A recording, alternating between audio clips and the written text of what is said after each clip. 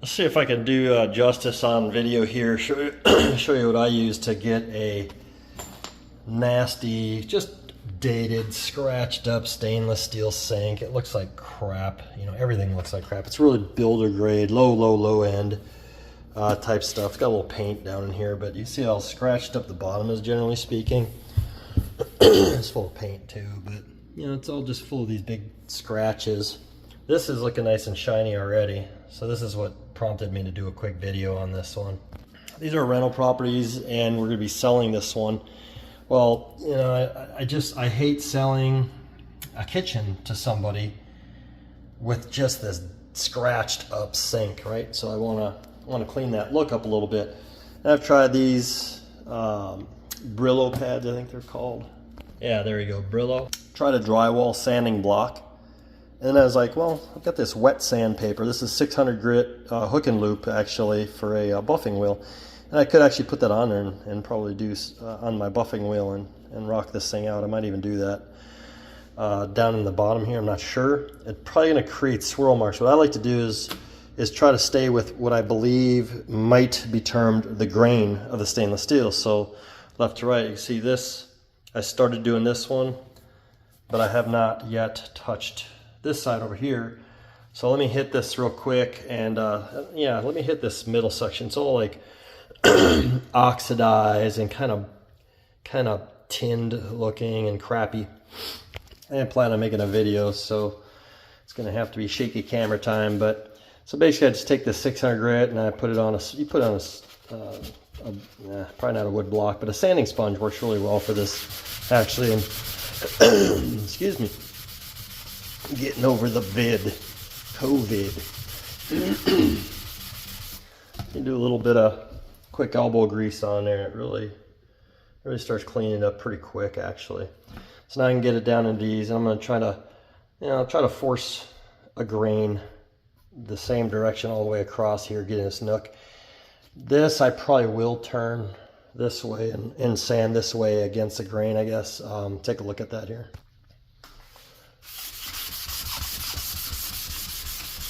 And of course, be careful on your countertops. If you have some countertops that could be vulnerable, you don't want to sand those.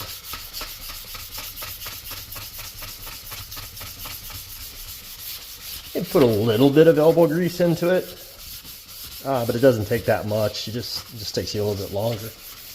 So no chemicals on here, just 600 grit sandpaper. So right there you see the transition from left to right. And then when I was coming across here, I hit that, so it changes the direction of the scratches. But kind of cleans her up pretty nice. It's going to take a while, don't get me wrong. It'd probably be quicker and better use of my time to just replace this sink. This is just such a flimsy piece of crap. So, but anyway, I like doing this stuff, and it's pretty rewarding to look at it later, actually. A little bit of this bottom here. It's just, you know, I'm going to leave this paint down in there and just start sanding through it, just to kind of show you how it cleans up any stainless sink. I've done this on probably five, six stainless steel sinks that we've had so far. So inside the tub here, the sink tub anyway, I like to try to do a left to right pattern in the bottom.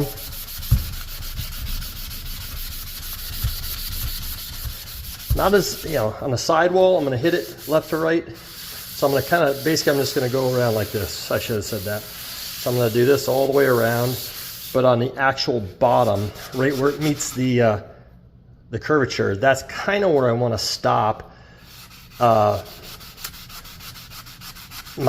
grain pattern. I want to kind of like stop it right about there, kind of pick a line and just kind of make that happen. So I'm going to work on that off cam.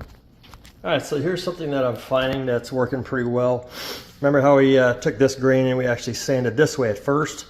Excuse me. Well, it left kind of still this little patina left over here. And so to correct that grain issue also, I just took this sanding block. This should be 150 grit drywall sanding block. And I just started hitting it, excuse me, in the correct grain direction. And then came into here and just kept hammering that corner And I'll work my way up here. A little bit more elbow grease for some reason on this more aggressive grit than the 600 wet, but it definitely is changing the direction of the grain to where I want it, and it's cleaning that patina off really nicely. That's going to leave a nice finish already with 150 grit. So yeah, so I actually corrected that pretty damn good. Go up here, I'll show you where it transitions again. There you can start to see kind of like a scale on there or something like that. Maybe. All right, and there's some garbage. I haven't done that yet. So I'm gonna finish working this corner here. And since this is coming out the way I wanted to, I might as well show the finishing touches. So I just removed all the handles, and I took this Harbor Freight tool, stainless steel brush here, and I'm just getting into these nooks to get at this little toe jam crap that's in here to finish it off, basically. All right, let me take this final video. So yeah, no lack of effort, you guys, to be honest. So you're talking, plan on spending 2 hours, I'd say. Is it worth it?